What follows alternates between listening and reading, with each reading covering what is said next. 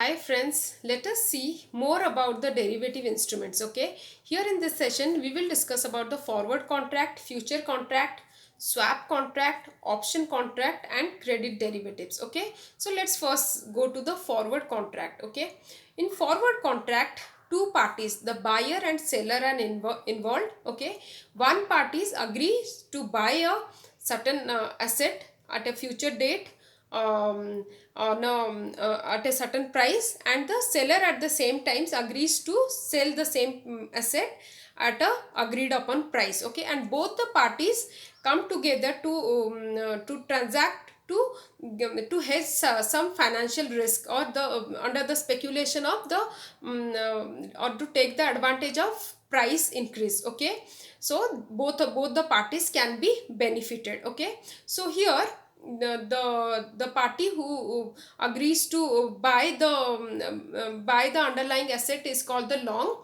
That is, it takes the long position in the forward contract, and the counterparty who agrees to sell is called the short, or takes the short position in the forward contract. Okay, so here there is no price that is paid during the initiation of the contract. The contract can take place through deliverables, or it can be cash. It can be done through cash settlement. So deliverable is like at the end of the contract, either party or any of the party will pay the deliverable to the other party, or it can be cash settled. Like suppose the any of the counterparty who has the difference of the price of the said upon forward price and the market price will be paid to the one of the party who has got benefited. Okay, so this is about forward contract. But this, and here there is no standardized market where it is traded. Okay, next we will see the future contract. Future contract are generally standardized. They are traded in secondary market, and they are backed, and they are highly regulated because they are backed by government.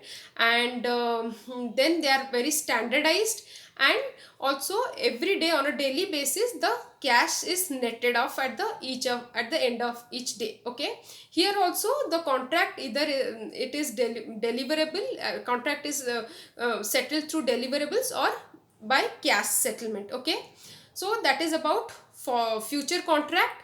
And here during the initiation of the contract, a margin is paid by both the parties, so that the contract has been initiated. Okay, and has to be maintained a maintenance margin by both the parties till the end of the contract. Okay, and yes, that is about the future contract. And now let us see about the swap. Okay, swap is the contract or agreement where a series of cash flow have been are exchanged between two parties. Okay, are exchanged between two parties for a certain, particular time period. Okay, for a particular time period.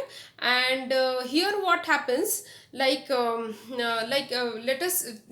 us take here an example, the plain vanilla interest rate swap. Okay, that is an example. Here one party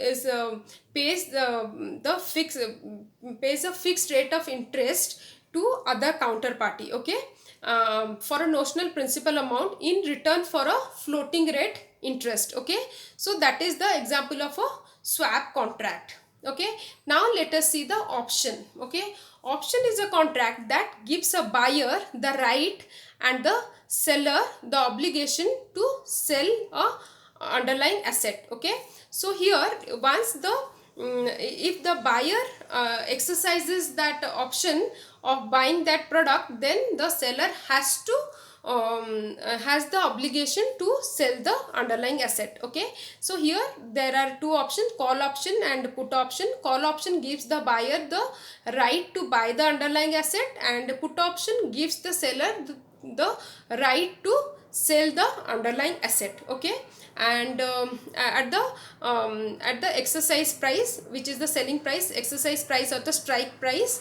that is called. Okay, So here four positions of the four positions are there for this option, like long call, okay, long call option, then the short call option, then long put option and short put option. Okay, long call option is right the right of the buyer to right of the buyer to buy a particular underlying asset, and short call option is the obligation of the seller to buy an underlying asset, and the long put option is the right of the buyer to of the put option, and then the short put option is the obligation of the seller to buy the underlying asset. Okay, so that is about the long four position of the option. Okay, now we will see the credit derivative. Okay, credit derivative is basically, it gives a protection to the bondholder. Okay, it acts as a shield or insurance. Okay, so here what happens, like the example is credit default swap. Okay, here what happens, the bondholder pays a series of cash flow to the credit protectioner. Okay, in return it receives cash payment in case the borrower defaults. Okay, so that is about the credit default swap. So today we discussed about the various derivative instruments, that is forward contract, future contract, option, then swap, and the credit default swap or credit derivative. Okay, so in the next session we will see more about the derivative instruments. Thank you very much.